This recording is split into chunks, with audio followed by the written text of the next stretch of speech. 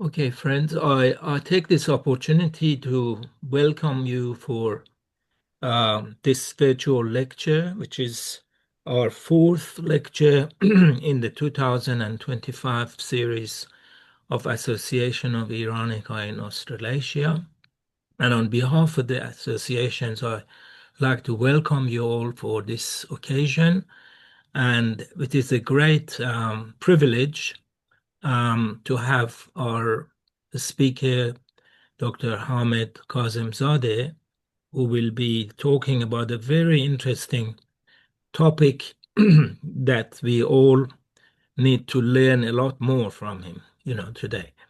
So before we start, I'll just say a few short words, about these virtual lectures. But before anything else, I would like to acknowledge and pay respect to the indigenous communities or societies in Australasia and global in general, wherever the indigenous are.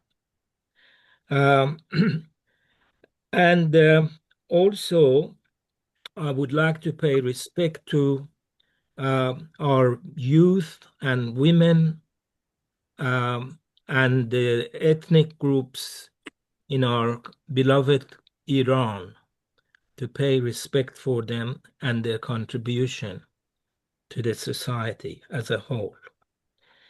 Um, just a few words about our lecture series. The Association of Iranica in Australasia uh, is almost 20 years old, and it started from in Sydney in Australia, and we had initially conferences and symposiums which were held at various venues like the universities, University of Sydney in New South Wales, and Art Gallery, and the State Library of New South Wales, and all that.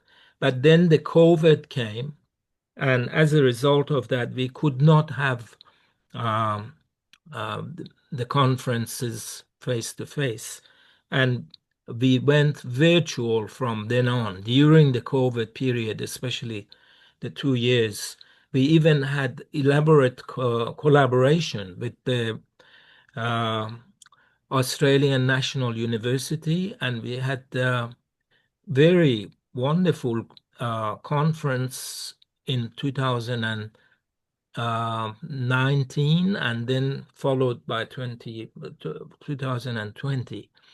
And we had a large number of participants and scholars and PhD students who participated in those lectures.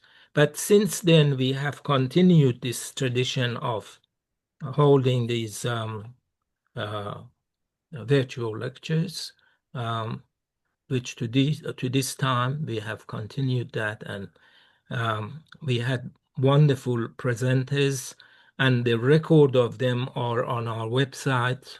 We had recorded, these presentations that people can refer to them. But before anything else, I would like to say that today our moderator and discussant is Dr. Ali Muzaffari, um, and he is a wonderful, of course, the president of our association at the moment, and uh, he has been very generous in supporting the association and organizing these virtual talks as well. Um, um, Dr. Muzaffari currently is a research fellow at the University of Melbourne, and his area of research has been heritage, and he has formerly, been at the University of Deakin and in Denmark, and uh, and all his efforts have been promoting uh, the heritage, and I will pass it on to him because he will introduce our speaker and moderate the session. Thank you very much. Thank you, Master John, for your very generous introduction. And hello, ladies and gentlemen, dear friends, wherever you are. And hello, Hamid. We've said hello before, but we do it again formally here. It is my great pleasure to introduce our speaker today, Dr. Hamid Kazemzadeh, who is a historian of Eastern Europe and Eurasia and a linguist specializing in Iranistics and Caucasology. He holds a PhD in Oriental Studies from the University of Warsaw and Lund University in Sweden, which he completed under an Erasmus Mundus scholarship. His research explores linguistic and cultural identity formations in the Caucasus, Eastern Europe, and the broader Eurasian region, and his particular focus is on pluralism, multiculturalism, and decolonial perspectives. He's a prolific author, researcher, speaker, and works and teaches at the University of Calgary in Alberta in Canada. And we will include his the link to his profile where you can find his writings uh, uh, on the Facebook of this lecture. Now, today's lecture, in this, Dr. Kazemzadeh explores the Ossetians, who are an Iranic people of the Northern Caucasus, uh, whose language is Ossetic, and the language directly descends from the Alanic branch of the ancient Samaritans and Scythians. And I'm sure Dr. Kazemzadeh will thoroughly explain what these terminologies are. And they reside uh, mainly in northern Ossetia, which is now part of Russia, and South Ossetia, which is in Georgia. The Ossetians preserve a rich cultural heritage and that blends Indo-Iranian traditions with regional Caucasian influences. Their identity is expressed through language, distinctive religious practices, uh, and uh, and those practices are rooted in natural shrines and household rituals, and also they have an enduring tie, uh, maintain that tie with what we could call an Iranian world. Uh, Dr. Kazemzadeh's work is characterized by a significant amount of field work and historical research, and so he will draw on all of these experiences, invaluable experiences of his, to examine the linguistic, cultural, and historical continuities that make the link between Ossetians and the broader Iranian world possible, while situating them in their geographical and cultural context locally. Without any further ado, I do welcome Professor Kazemzadeh. Professor Kazemzadeh, floor is yours. Thank you, Ali John. Usually no one actually call me professor, but I do really appreciate it. Thank you for the kind introduction. Really, it was very generous from you. First and foremost, I extend my warm greetings, Behtarin Durud Haro to all attendees from, I think, Australia. Even I see some of the name of my friends from Canada, but anyway, I'm grateful to the Association Iranica in Australia, especially Master John Roshan for organizing this virtual lecture series. Even actually before we just started the actually lecture, honestly, we just talking about how those kind of lecture series is important. It's not just academics. Even actually our diaspora in places like Australia and North America needs to become much more aware of their history, heritage, culture. And by the way, particularly over the last couple of decades, as I told you, they recently moved. So I think these ties is really important. I really appreciate the work that you are doing. I hope actually with this kind of cooperation, we can actually, build up some more actually association on Iranian studies. Thank you so much. If you don't mind, Ali John, I will share my screen for some slides and then I will talk about that once. Okay, I Please go think ahead. And Yeah, and sure. Thank you. as you're doing so, I just remind our the audience that please feel free to either type your questions as they come up in the chat box or wait until the end of the presentation where we can have a Q&A. Thank you.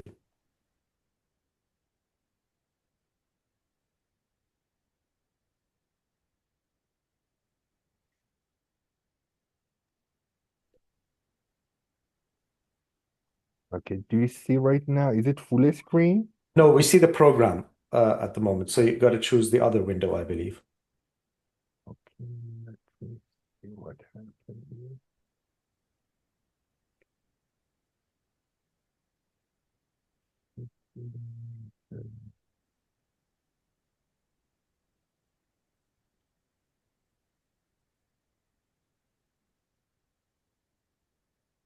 The previous ones actually I could do.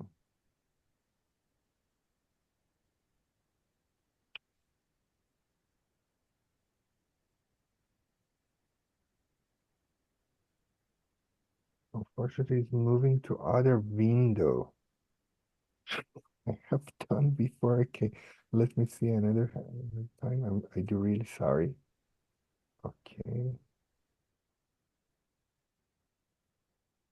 If you unshare and when you want to share, choose before sharing, yes, do that. Then you can actually see the other window, which is the presentation window. Yeah, sure. Start the presentation, and then when you share, it gives the option. Oh, that's it. It's coming up. Oh, no. Oh, No. okay, great.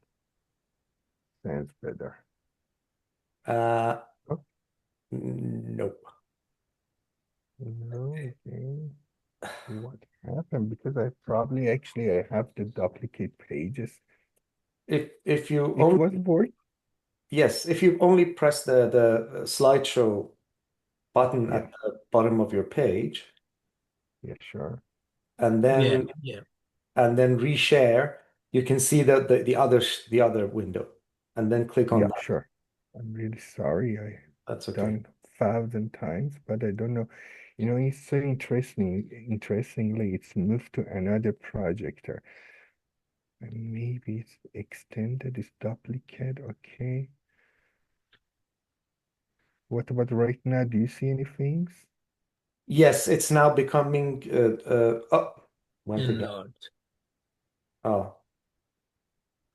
Oh yeah, that's Yeah. it. That's it. Just that's it. We got it. Okay, great. Let me. Thank you. You're welcome. Okay, as you see today, I will be talking about the Ossetians and Northern Iranian people and their cultural landscape. Do you see the full screen? Because honestly, I don't see. I only see right now you. I don't know what happened to Yeah, my screen. I do really. this is the we can see the full screen. Okay, sounds great. Sounds great. So you see the presentation. Yeah, I will talk about actually, as I told you, the Ossetians and Northern Iranian people and their cultural landscape. In brief, the Ossetians, as Ali just said, and Iranian-speaking people of the North Caucasus. Maybe they are the only origin people of the North Caucasus that are still speaking Iranian languages. Their language is Ossetic, is a direct descendant of the ancient Alanic language of Sarmatians and Scythians. Even Alijan said against Ossetians who right now live mainly in Ossetia. I mean, the general name is Ossetia, but region is split by the Caucasus Mountain between North Ossetia, Alania Republic in Russia, in Russian Federation, and South Ossetia is a de facto republic in Georgia. So they are two different. Even actually, they have a rich cultural heritage that blend Asian Iranian traditions with local Caucasian influences. Their identity is expressed through their language, distinctive religious practice, and enduring cultural ties to Iran, to Asian Iran specifically. In this lecture, drawing on field work and historical research, I will actually try to explore the linguistic, cultural, and historical aspect that link the Ossetians with the broader Iranian world or Persianate world, while also situating them within the complex cultural mosaic of the Caucasus. Okay, let me change my page if I can find it. Okay, yeah, sounds good. Yeah, as you say again, I'm talking about this region, this lovely region that you see.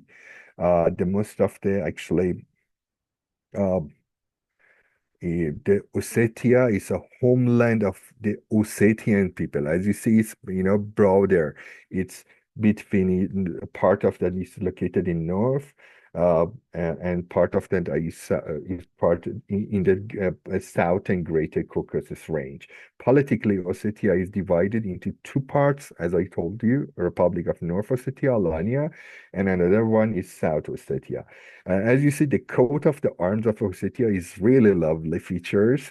It's Caucasian leopard, actually behind or in front of the seven white mountains on the red disc, symbolizing the mountainous landscape and a frame local leopard of the Caucasus. So symbolically, it's so similar to Iranian actually symbols.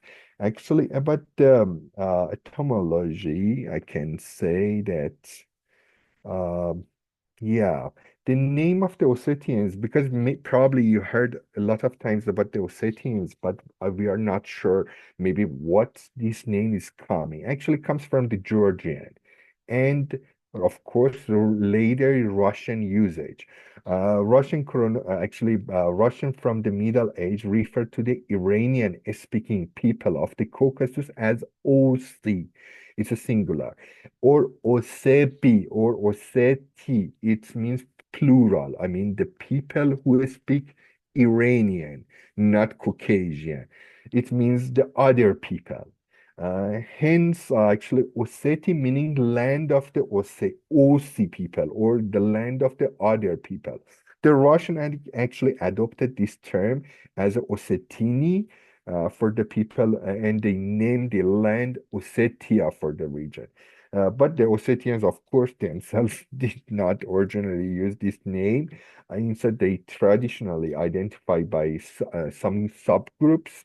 The mainly they call the Ossetia Irunestan or Irunestun, and Osseti as a Iruni or Irun people, Irun.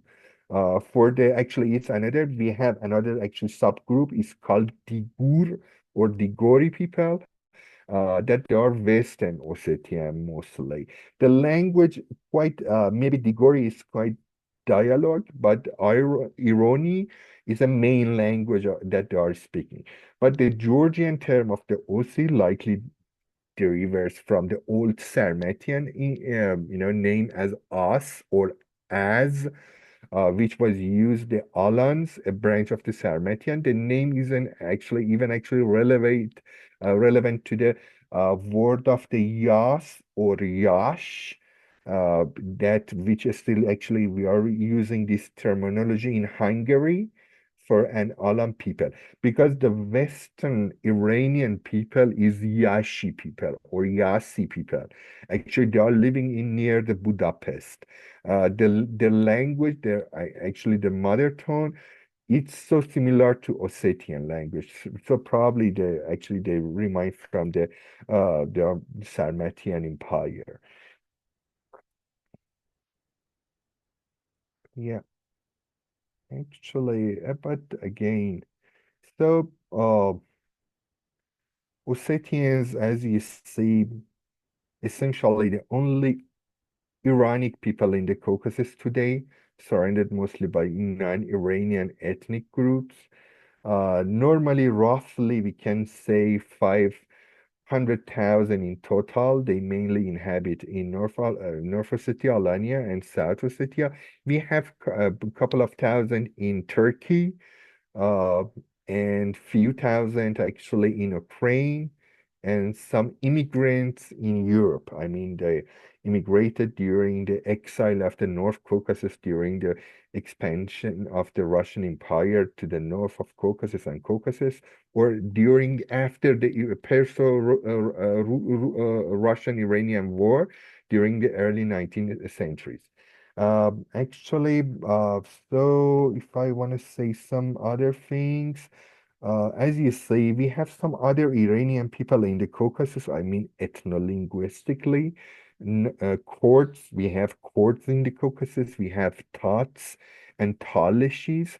Talishis and Tat mostly living in southern Caucasus, and even Persians. They are living actually in southern Caucasus. We have some Persian clans. It's so interesting. Armenian Tats, Judu Tats, or Juhuri and Lahiji Tats and Derbenti Persians. Actually, they are living, we can actually say some of them actually living on the North Caucasus, but they are on the border of the North Caucasus.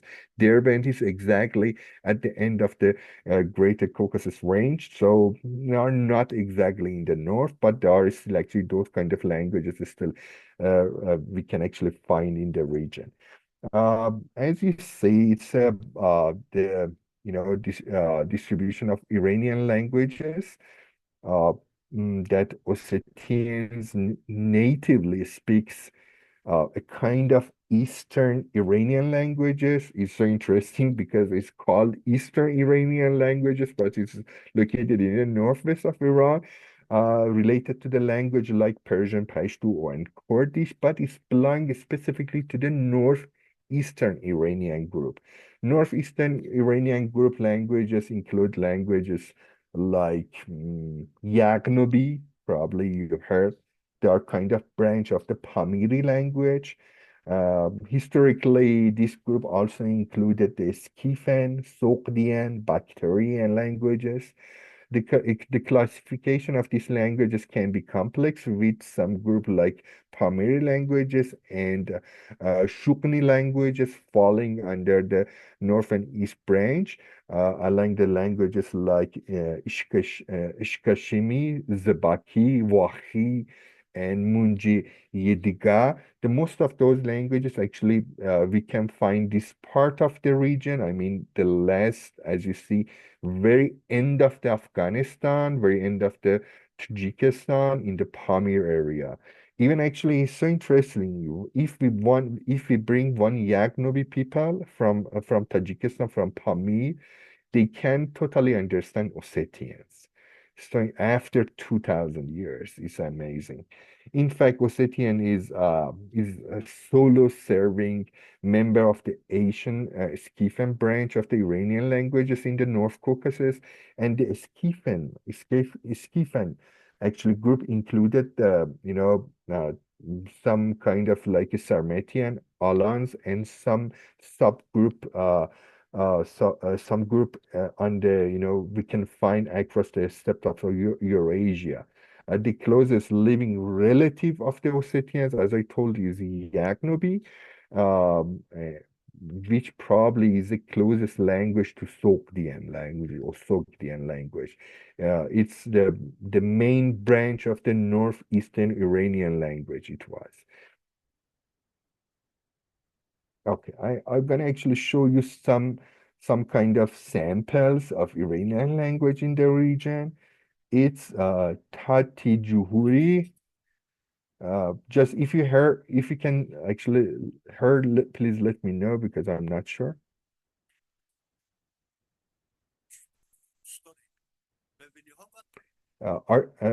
Did you hear? It's not loud enough. It comes with a lag, but it's not loud enough. Yeah, not loud enough. Oh, okay, sure. Thank you. لگن خونم خون دارم به تشته تشته به من خمیر ده خمیر دارم با تانور تانور به من قاقال ده قاقال دارم با استا استا به من کتاب ده کتاب دارم با مالا مالا به من پیتیگ ده پیتیگ دارم با خدابا بیمو یا دراز ömür ده بریمو یا دراز ömür ده. Okay, did you hear that one? Yes, Somehow? yes, Okay. Yeah, it was Actually, better. Okay, probably actually you could understand somehow if you know Persian. It was kind of Tati. It wasn't actually, of course, Ossetians. It was a Tati. Tati is a northwest actually branch of the languages that is still we have a bit actually couple of thousand in North Caucasus, and most of the Tatis languages they are living in Azerbaijan and a bit in Georgia and south of the Dagestan. They are actually living in North Ossetia near the Nazaran or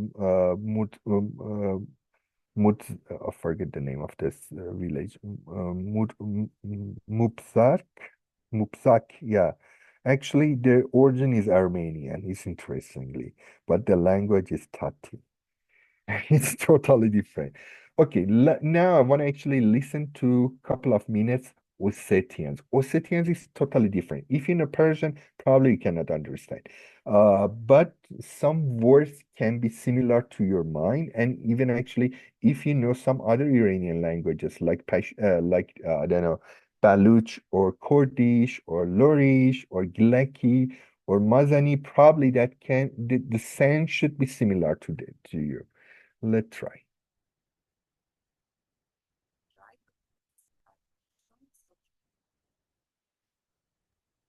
We need to have it much louder, Dr. Kazemzadeh.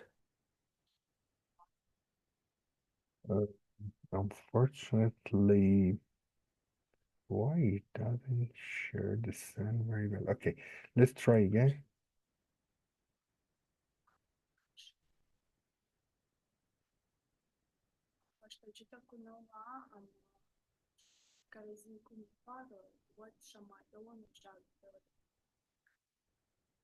Okay, no problem. Did you hear anything or did you find any words that's similar for you? No, no, I'm I really couldn't hear sorry. him. It Okay, was the very sound. vague, but it had some sort of a Kurdish or Baluchi tonality. Yeah. Yeah, probably actually, if you listen to Osseti, for me, actually, the first time when I actually heard the Ossetians, I thought they are Baluch, honestly. But actually, she was actually talking about I'm Alana, I'm a Irun Adam, I'm an Iranian person and I'm living in Iranistan or Ossetia or something like that. Okay, let's another things compare Persian to Ossetians. It should be more understandable for specifically if you know Persian.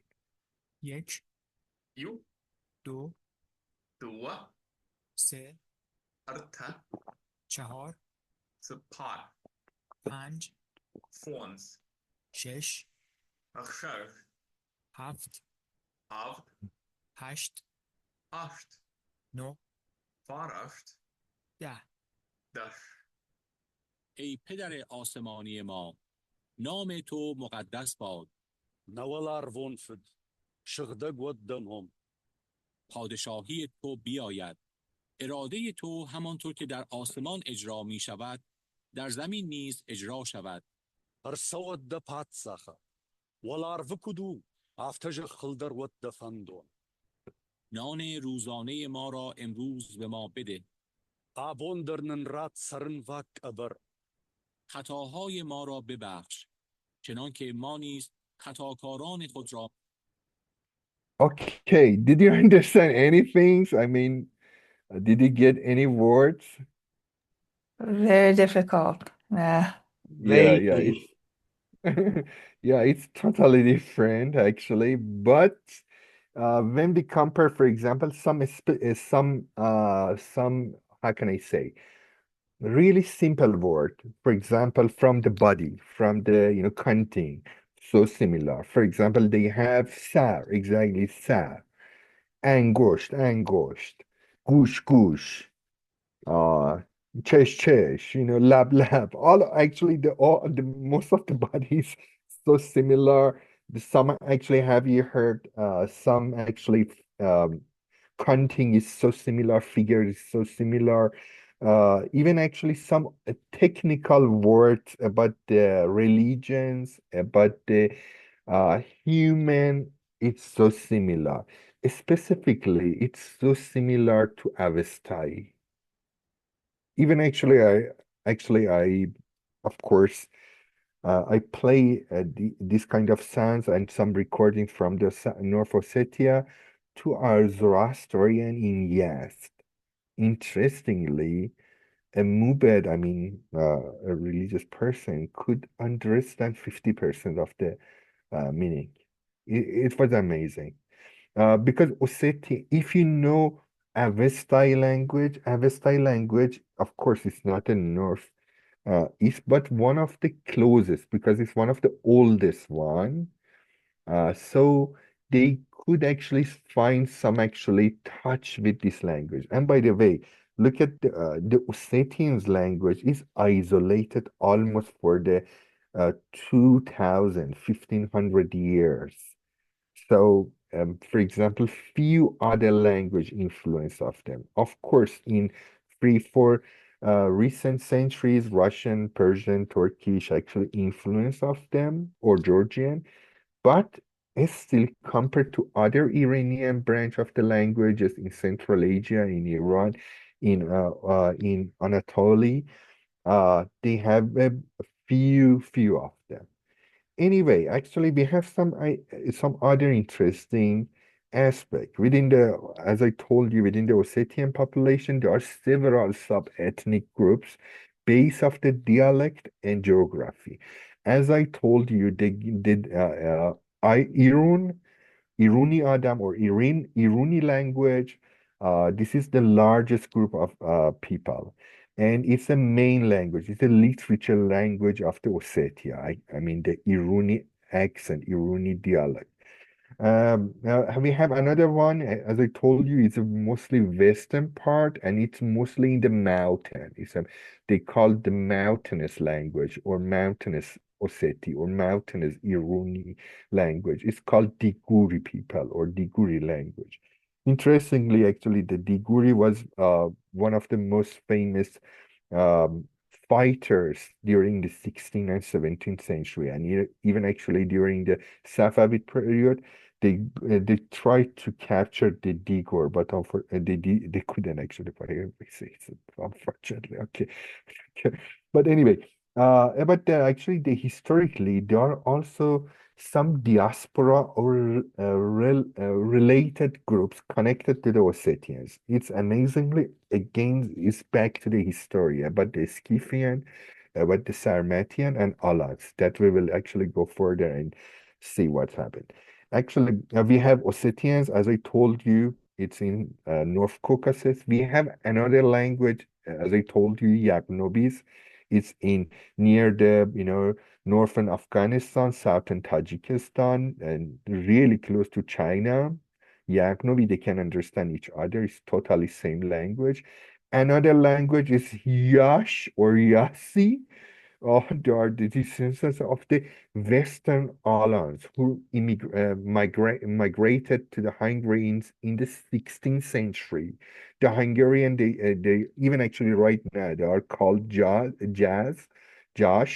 and they gave their name to the Jashage region in Hungary. It's a Jashage, and by the way, they have really, even actually right now, currently, if you go to this region, the people uh they know their background, they know their oral history, they know their identity. Even so funny fact, even the region has a partnership and sister brotherhood contract with the city of Yazd. It's amazing. In Hungary, it's a village area. When you go, some people actually they call themselves Iranians, and they somehow, but the language unfortunately is not that much exist.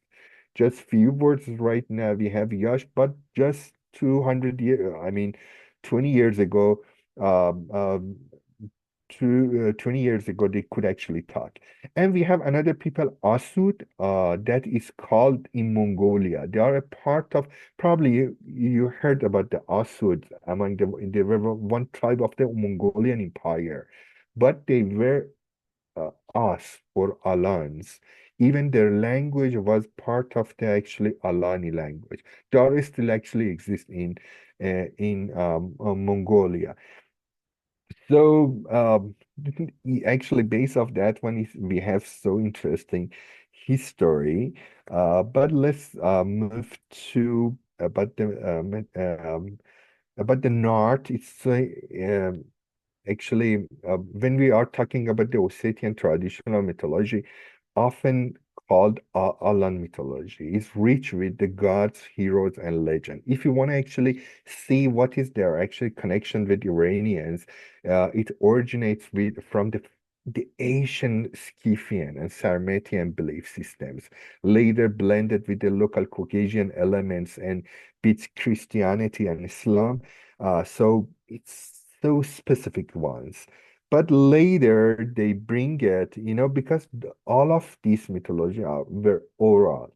But during 19th century, they tried to capture and gather all of them. It's called Nart Sagas. It's kind of a collection of a story about the Narts, a race of the heretic semi-driving warriors and their adventure mostly in the Caucasus. These tales are shared among many people in the North Caucasus, even actually not only Caucasian, Ossetians, I mean, even Chechens, Circassians, Abkhazians, even actually they have their own Nart legends. However, many scholars believe the Ossetians version are the closest to the original, are Ironic sources because the Ossetian North site preserve Iranic name and concept. Even actually, we can find a lot of actually ties with Shahnameh and some other actually historical ties in Iran. So a lot of scholars thinks that Ossetian North is the original ones.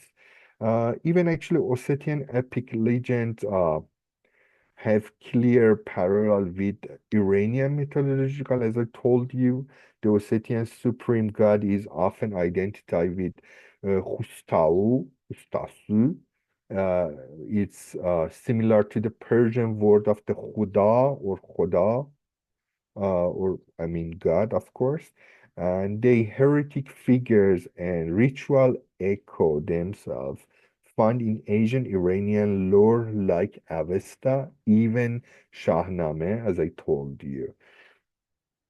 It's actually you can find Tales of the Narts in English, even actually translated in Persian recently.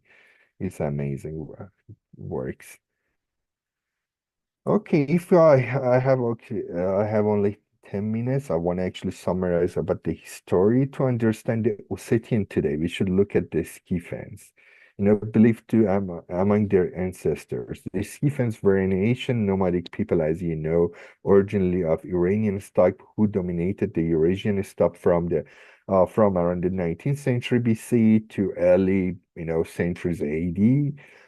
They were famous as expert horsemen and warriors. In fact, the Greek used the name of even actually Scuthi or Scythians later in English, almost for any horse acre nomads from the north. It's amazingly, the word came even actually from the Greeks. Historically, Scythian tribes migrated westward from the Central Asia into Pontic steppes, I mean modern Ukraine and southern Russia around 18th and 17th century BC. They displayed or earlier groups like, Cimmerians and become the dominant power in the steppes. At their height, Scythian influence extended from the Black Sea all the way to the broader, to the even actually Anatolia. Uh, Even actually, as you see on the map, they've been actually captured several times the Caucasus during the Median time, Mani, Urartu, and Kolchid. If you want to go to the next step of the Scythian, because they have a long history in the Caucasus. By the 6th centuries, Persia Achaemenid Empire clashed with the Scythians. Even actually, that time the Saka name came to Persian, because in all inscription we call them Saka, and we have three kind of Saka in Iranian or in Achaemenid inscriptions. The Persian King Darius the Great, famously captured the Scythians north of the Danube, I mean, in Eastern Europe for the limited success.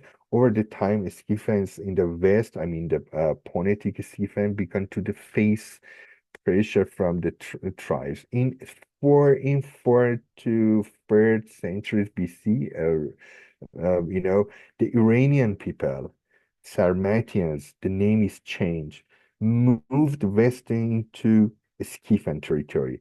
Probably it's so hard to, identify which one is Sarmatians, which one is Scythian, but Sarmatian probably it's a name of the later name of Scythian. Probably some tribes joined their union. It's because it's a union of the tribes. Probably the name should become from that one. Maybe this map is much more, easier to understand what I'm talking about. After the Scythians, Sarmatians become the leading Iranic nomads of the steppes. Sarmatian referred to confederation of tribes. Uh, Probably most of them were Iranic speaking that lived from the 5th century BC to about 4th centuries AD across the wide area from what is now southern Russia to the eastern Balkans. The name Sarmatian actually appears in Asian Persian, probably you heard. It's coming even in Avesta, Sarmiya, and even actually in Shahnameh, Salm and later Greek and Latin sources. They're very closely related to the Scythians. In fact, it's kind of, as I told you, it's the later phase of the Scythian culture with some only new tribal names. If you're gonna actually check with Persian, it's amazing because, as I told you, uh, Stephen, it's amazing that I don't know why we made this historically mistake, but the Sarmatians, uh, they are essentially a living link to the ancient Iranic Scythians and Allah, which makes them very special. We can see Iranian influences in many aspects of the Ossetians culture right now, even from this name. For example, in the fact, Persian epic Shahnameh by Ferdowsi includes the character named Salm, also called Sarm in Middle Persian, who is a legendary ancestor representing the Western land, often actually in Iran we call Rome, but it's totally Iran. It's often interpreted as a Asia Minor or the Caucasus. It exactly works with the history. It's exactly aligned with the historical facts.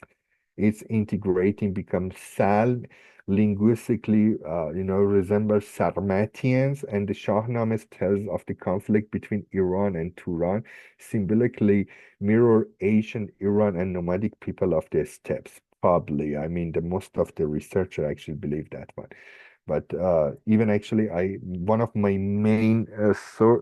main source about how we can actually connected Salm to Sarmatia. It's actually even actually Shahnameh. Even with reading the Shahnameh, we can understand better.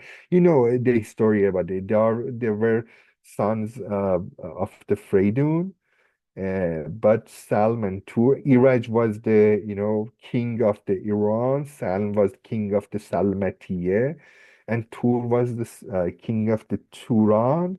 But Salman Tur, because they wanted Iran, so they killed Iraj. It's some um, some story in Shahnameh. If back to the history again, yeah, as I told, after the Sarmatian, the Alam were one of the permanent, probably Sarmatian tribes.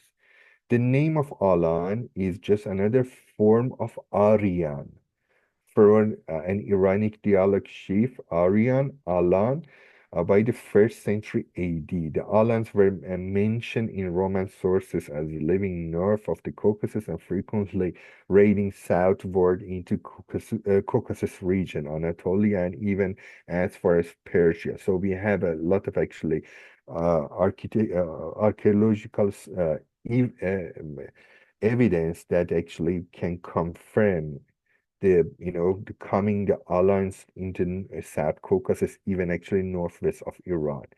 And the large portion remain in North Caucasus later. I mean, the Alans mostly uh, because when the Huns in the late 4th and 5th centuries AD, I'm really sorry, I think I name a lot of names. I hope you know all of them. Even I didn't actually mention about the Huns, for example. But when Huns comes to the steppes, Huns was Turkic people or Mongolians people in 4th or 5th centuries AD. When they came across the steppe from the east, the Iranic people, specifically Alans, actually they moved to the western side, mostly to the Eastern Europe. But some group, a large portion of Alans, remain in the North Caucasus, specifically into the mountains, which probably actually we can say most of them right now are Ossetians. Alania was a significant region power in early second millennium, around 19th century to 13th centuries AD. They control vital mountain passes like the Darial Gorge. Probably you heard about the Gate of the Alan. In Persian, we call it Dara Alan, or in English, Darial, or Gate of Alan, or in Persian, Darial, had a capital somewhere near is now in North Ossetia. It's in the border of North Ossetia right now. Probably I will show some picture of that one. They convert to Christianity around the 10th centuries through the Byzantine and Georgian influences.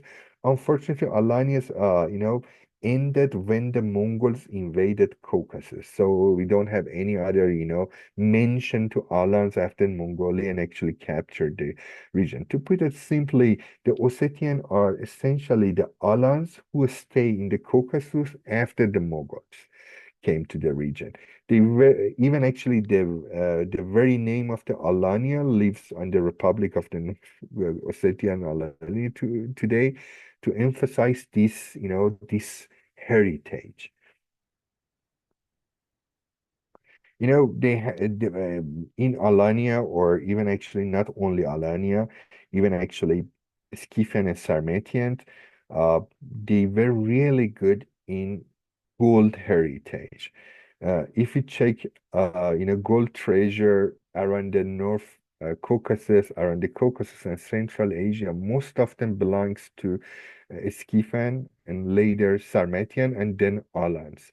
Uh, you know, uh, Even actually you can the most of the gold treasure founded in their kurgans. It's kind of uh, how can it's a historical type of the grave across the Eurasia. It's called kurgan, and we can actually find in anywhere. Even actually in Iran, we have a lot of excavation. For example, saqqez or uh, treasure of the Saqqez, and we have some actually other treasure that is belong to the Scythian or Sakka or Sarmatians. Okay, I'm gonna cross. Yeah, okay, it's that one is so important. As you see, it's a reminding of Darial Gorge or the Gate of the Alans. Very important historical geographical feature in the Ossetia, and it's exactly in the border between Russia and Georgia. It's exactly border. It's right in the border. This is a narrow pass through the Central Caucasus Mountain, located on the border of the modern North Ossetia and Georgia. In the Middle Ages, the Darial Gorge was known as the Gate of the Alan, uh, and it was one uh, the only feasible routes through the otherwise to come from the Caucasus Range So controlling the Arial means controlling the movement between the Eurasian steppes and Transcaucasia. Historically, the Alans dealt near this pass and used it as both a trade route and defenses checkpoint. But Persian and Roman empires knew that this strategic value of Darial, and at the time of establish of the fortifications and a fortress. Uh, uh, for example, there are account that we can find in the Roman sources that Romans built a fort guarding the pass, and the Persian probably mostly we can say Sassanid rebuilt fortress later. Whatever you see on the picture, all of them are Sassanid. Yeah, about the religion, we have some other interesting fact about their religion. You know, they have a specific religion that you cannot find anywhere in the world. Uh, it's um, it's called Utatstin, or we can actually in English we can call it Asanism, or the religion belong to us people. But Ustadin, it means exactly the best religion. Behdin in Persian, it means Behdin. It's one of the oldest belief of Ossetians, ancestor, and Scythians and Alan that still exist in the Ossetia. For example, you see one Ossetians, he or she goes to the, I don't know, mosque or to the church, but when you ask him, what is your religious, what is your belief? They say, I'm Ustadin. It's amazing. It's another story about but during the Soviet, of course, it's changed.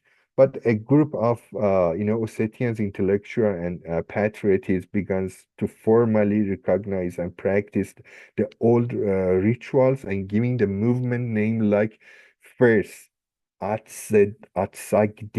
It means true faith, true religion. And then actually after 90s, they eventually adopted the term of the Utstin, or it means actually best religion or holy faith uh, as a name. Even actually they have another name. When you ask them, they say is we actually practice Yazichnik or Yazidi. Sometimes you think that maybe they are Yazidi, like some part of Kurdistan, or we have Yazidi even in the Caucasus we have, but it's Yazichnik. Yazid or Izad, even actually in Alanian language, in Ossetian language, it means the god. Of course, it's another god. So it means we actually practicing or prizing God. It's the shape of their, their temple. When you ask, okay, where is your worship? They say in the mountain, it's in the forest. It's so relevant to the nature. And this one actually, it's another. It's called Ustridzi. It's in George in Ossetians they called it as Saint George.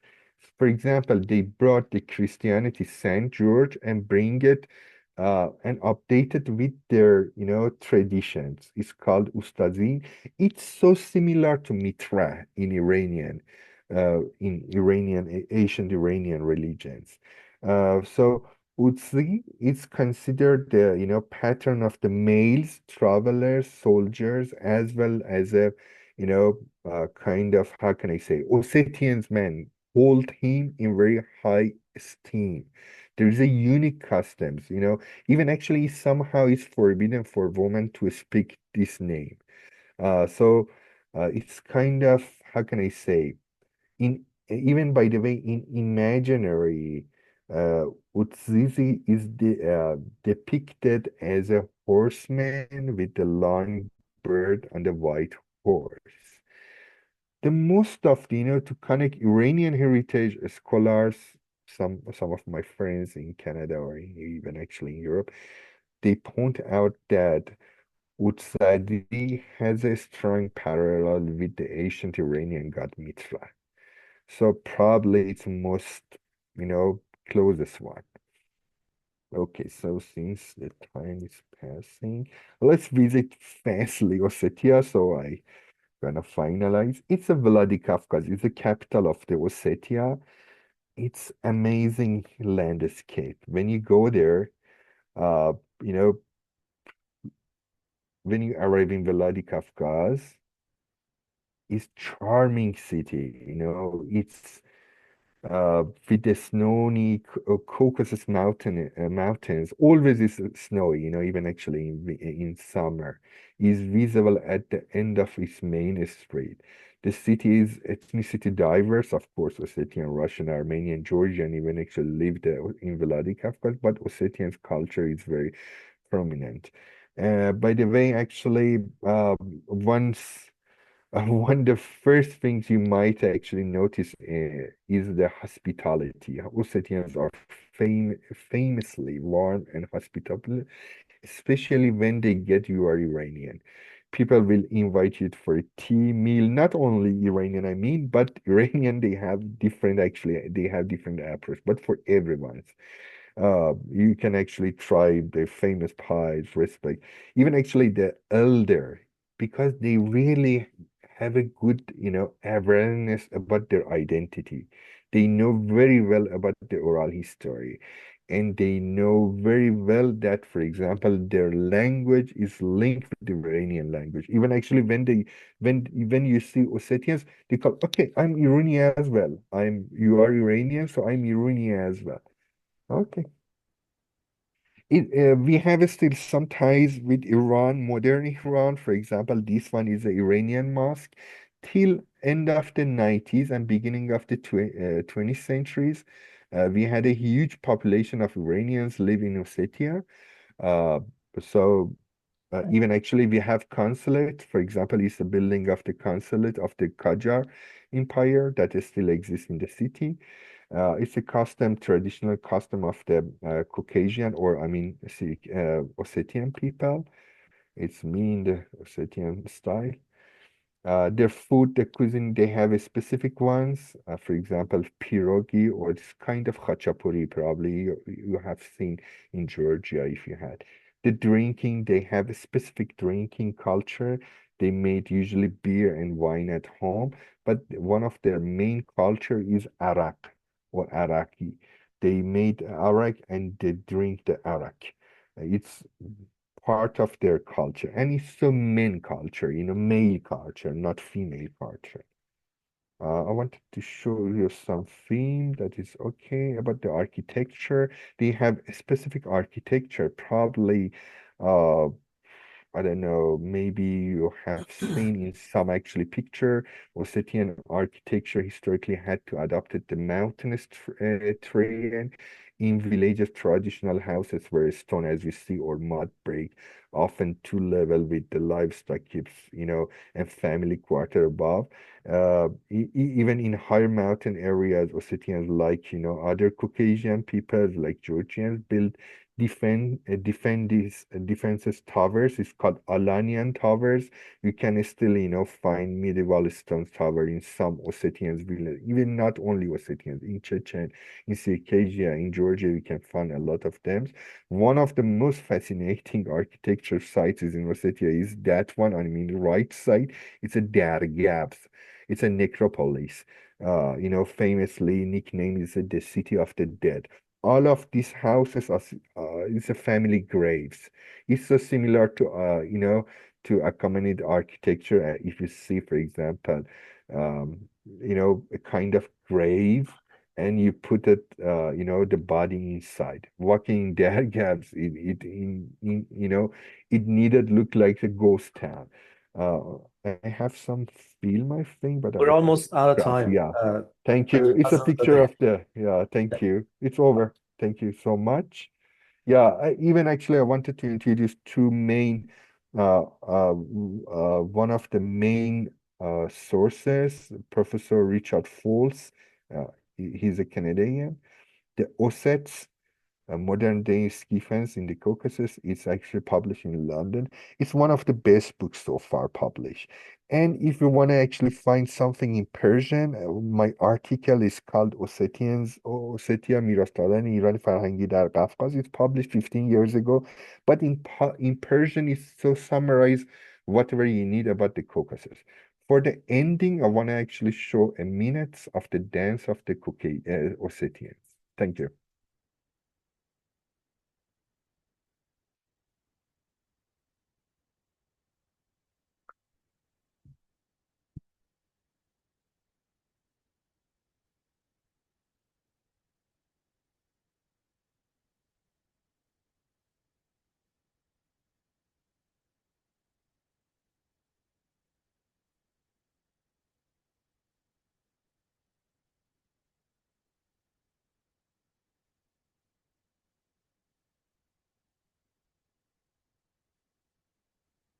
Thank you so much. I'm really sorry I passed the time. Thank you very much, Dr. Thank you. Kazemzadeh. That was fabulous images, fascinating. Excuse me. And I'm sorry I interjected because I was conscious of No, time. that was totally fine. I'm really Yeah. sorry. No, it's obvious that you love what you do. If I can I please use the opportunity to open the floor, but before that, ask one Yeah. question for myself, and then go to the audience, please. Why study language? I'm interested to know why you focused a lot on a large part of your presentation was about various kinds of Iranic languages. What is the significance of language, and why should it be studied? So what if it's an ancient language? How does that show anything one way or another? Can you explain to us, please? Yeah, honestly, the language, you know, all languages around the world serves as a living link to the ancient cultures. So when you're gonna actually understanding the, links between the cultures, I think specifically about some specific people that they were isolated for 100 years. I think language is one of the aspect to understand the ties with our Asian time.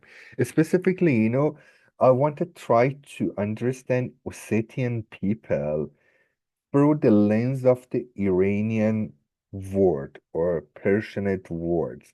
Because of that, the language was one of the best for me. I mean, it depends the method of the research that you have. But during my studies, I find if I actually focus on the languages, maybe I can find some ties. Even actually one of the biggest Orientalists in Russia, it's guy Abayev. He was Ossetians. He published five actually really amazing books. It's called historical historical words or historical ties between Iranian languages. He brought the Ossetian language as a main one and find each word of Ossetian language in other Iranian languages from the ancient, those are actually already dead, and the modern time. So I think it's one of the first, approach. But of course, we can actually have another methods, for example, religions, as I told you, you know, uh, it's another element that we can actually, when we have this unique religion among the, Ossetians, maybe we can actually find some ties with the ancient religion of the Iranians before, Zoroastrian, before Mitra. Even we can find something because, these people, uh, you know, they used to live near the mountain, for at least a millennium. So they are still, they are reserving some aspect of that Asian ties. So because of that, maybe my lens was that one, was that really maybe some people can critics, but even actually Richard Foltz, I mean the Professor Foltz in at the University of Concordia, in Montreal. Even actually, he tried to bring this lens, but with the religious aspect more. But I tried to have the language once. Yeah, I hope actually. let me rephrase it probably. Sorry. What I Yeah, meant was criticism of your approach. yeah, That's I know. Yeah. what I meant was that what is it that language brings to the perspective of analysis Yeah, that makes that particularly unique?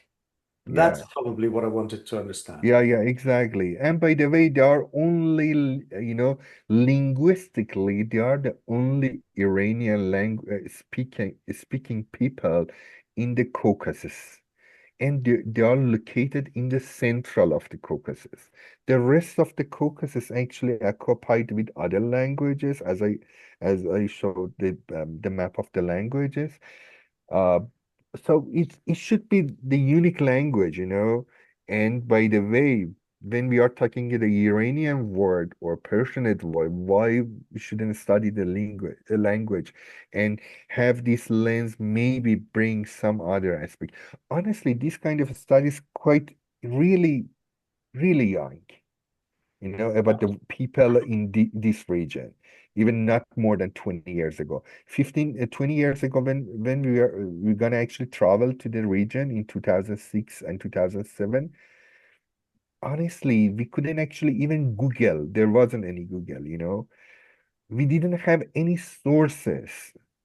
Even actually, we couldn't actually find anything. Of course, in Russia, they had a lot of actually sources about the Ossetians language, but in Iran, I mean, in Persian or even in English, we couldn't find anything. At least in our library, I mean, Central Library of the University of Tehran. But anyway, after, right now we have a better, a lot of studies published recently in last decades. Well, the last one was 2022. Richard Falls actually worked about the language and the religion. Yeah, Thank you sure. very Thank much. you. Thank you. You're welcome. Thank you. Questions, please?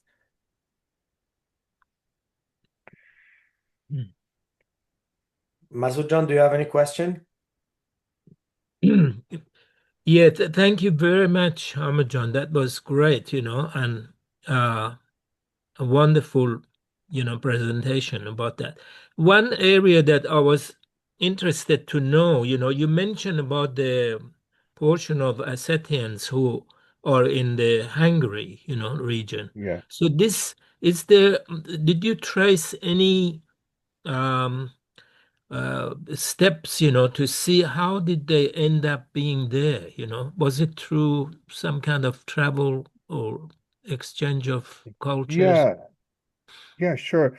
Masood, and during the, between, so historical. It's a history of Europe mostly.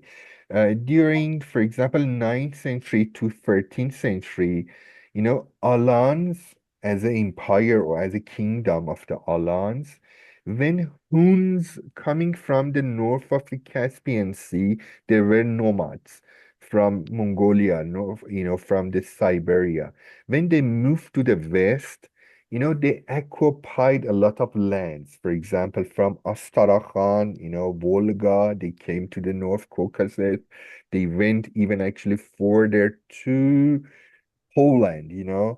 So a lot of actually tribes, Iranic tribes that called Alans, and even actually before that Sarmats, they gradually moved to the, Balkans and Eastern Europe, mostly in Hungary and southern Poland and even Czech and Slovakia.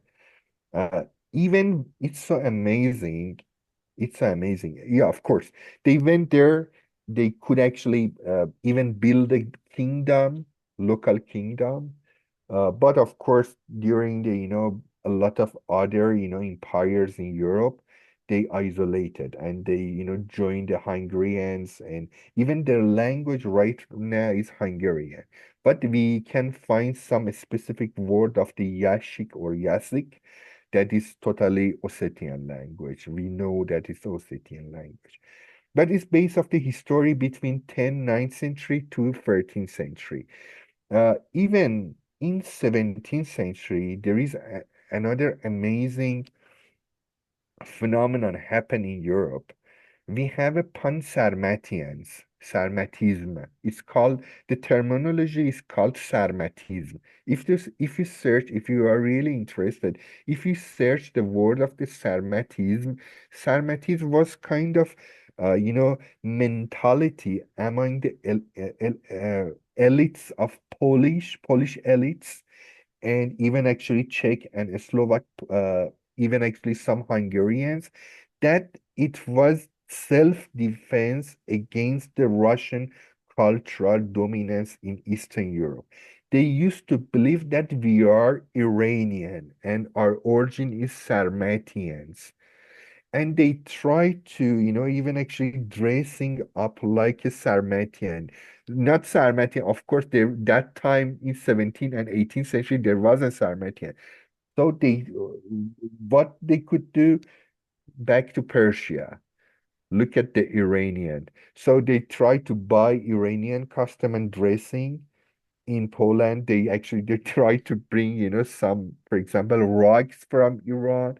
So Sarmatism is one of terminology that happened in Eastern Europe because of this influence in their history during the, even actually in AD, and even actually some of them actually it was BC. Sarmatian, which was far away from the history. It was happened in BC, 4th century BC till the beginning of the AD, not that much influence. But even actually after 2000 years, I mean in 17th century, of course, 1800 years, uh, the some elites in in Poland, in Czech, in actually in Hungary, they was thinking that we are still Sarmatian. Of course, we know right now the reasons, because if it was against the Russian, cultural dominance in Eastern Europe and Central Europe. But in Hungary, it was some kind of base of the history, of the moving of the Alans to the Eastern Europe. Even actually Alans could capture some part of Europe. During in 10th or 11th century, they came to France, Gaul area, even actually in Spain, even actually we have Catalonia. Even some people, I mean, it's not a scholar, it's not academic, but they say it's Catalonia. It means Kut and Alania. It means, but even actually, when you go to Ossetia, a lot of people actually believe that Catalonia actually belonged to them. But anyway, this mentality is coming from the history. So a lot of Alans moved to Europe, and they couldn't actually, of course, build up and establish the big kingdom, but local kingdom they could have. Yeah. Thank you. Thank you. Thank you very much. Any other questions from the floor? Or should I say floor or the window as it is? It's not really the floor. Yeah. No, No, thank you so much, everyone. I have more questions if you don't want to. We Yeah, have yeah. No, no, we, no, go we ahead. have, we have time, another Yeah, 10 yeah. minutes or Yeah, we so. have. Yeah, so if there are no questions, may I ask another question? No questions? Okay, I'll ask one. Um, uh, Look, in your maps, where you were showing the more or less the rough territories of these various ethnicities of Alans and the rest, and let's call it their kingdoms, as it were, historically speaking. Now, obviously, maps are contentious things, and they're used in many different ways.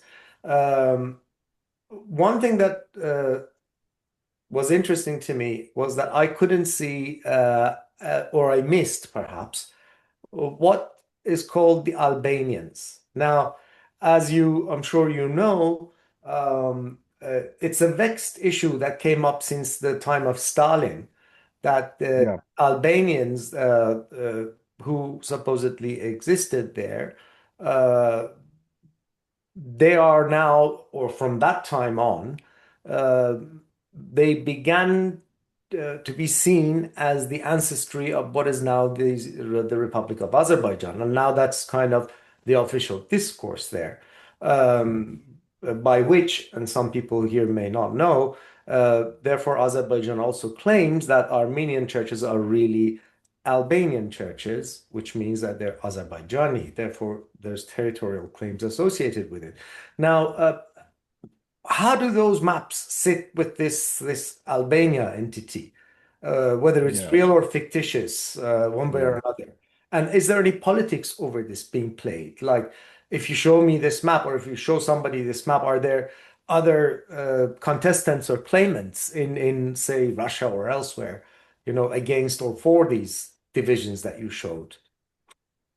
Yeah, actually, it's a honestly, it's a recent decade, uh, phenomenon about the Albania that it has even Armenian church is our Albanian church. It's totally politicized, from the Azerbaijan. Unfortunately, you know, the figure and from the Albanian church is totally different from the Armenian church because the languages it was different. Even the letter is different. The of course we have the inscriptions. The Albanian used to have uh, a uh, Greek alphabet, but Armenian they used to have their own ones. Albanian were Caucasians, but Armenian are Indo-European. Uh, we can find easily, we can, the scholars easily can find which one is Albanian church, which one is Armenian church, and even actually Albanians is still we have in Azerbaijan. I don't know, probably Odi people, Odi. They are kind of Caucasian. They are they're part of the Dagestani people. It's or if we're gonna actually, it's different story. I don't want to actually blow your mind, but anyway, in Caucasus, if we actually have one, if we from the center we have a line, and the Caucasus range can be another line. North Northeast Caucasus, we can call them North Caucasian people. Northwest can call Northwest Caucasian people, and under the range, I mean under the Caucasus Mountain, we call them Southern Caucasian. Southern Caucasian, it means Georgians in general. Georgian, they have four languages, they have four people, for example, you know, from Swaneti people, Megruli people, and Georgian, in English we call them Georgian, but they are Kartuli people, so they are different. But anyway, it's a Georgian. But we have in northeast, we have two main branch, Dagestani and Nakhchu or Checheni and Ingusheti. So we call them Nakhchu Dagestani. Dagestani or Dagestanians, they have again four main branch, Avari, Dargini, and some others. Udi is and Lezgi, of course. Lezgi and Udi, they are same languages. It's so similar to each other. Probably about the centuries that we are talking when the Christianity came to the Caucasus, uh, uh, a part of, specifically a bit far from the Arax River, you know, imagine the border of Iran right now with the Republic of Azerbaijan, 200 kilometers above, the most of the population were living there was Udi people. That is, they are kind of Lezgi as well, because Lezgi we have right now there, Yeah. but the most of the Lezgi people living in the border of Azerbaijan and Russia. So, but in the side of the Russia. Udi people, we have right now four or five villages in near the between Georgia and between Republic of Azerbaijan. They are still talking in Udi language. It's exactly Albani language. Albanian, it's a name of the Greek. It's Yeah. not Iranian or even actually themselves. They never call themselves Albania. Albania because it's coming from the source of Greek sources or Greek historiography. So they called Albania. Because of that, we have two Albania. One in Caucasus, one in Balkan. Yep. Because it means higher, land or something like that. Uh, so it's so clear that we can even actually the historians even actually honestly I'm not that much conservative, so I can easily consider which one is Albanians, which one are Armenians. It's so simple. Even actually when we are coming to the near the Iraqs, Albanian they never lived there. Albanian, the most of them they were north of the Republic of Azerbaijan right now. The southern part of the Azerbaijan, of course, Armenian and Tati used to live, or Azari, or Arani. It's another. Unfortunately, we don't have any evidence of Arani languages right now. We have, of course, some poems, but there is no villages and Taleshi people, the southern part near the Arax River. But north of 200 kilometers away, mostly Caucasian, Lezgi and Udi. That in general, in the historiography, Greek historiography, we call them Albania. And their church, and they influenced by Albania, by Greek. Because, Greek actually used to live in Erzurum, some part of the Caucasus, even actually till 50, 60, 80 years ago. But unfortunately, most of them, displaced and they forcibly exiled, to other locations. Even actually 80 years ago, you could go to Erzurum or, I don't know, Trabzon. Trabzon is so near the Caucasus. The most of the population were Greeks, but no Greeks you can find right now. So Greek could influence on Albania, but not Iranian. Iranian mostly they could influence on the southern part of the Albania that is called Aran or Aran. That you know probably better than me about that history. Thank you very much for that. If are there any further questions? If not, we can come to a close. Are there any questions? No?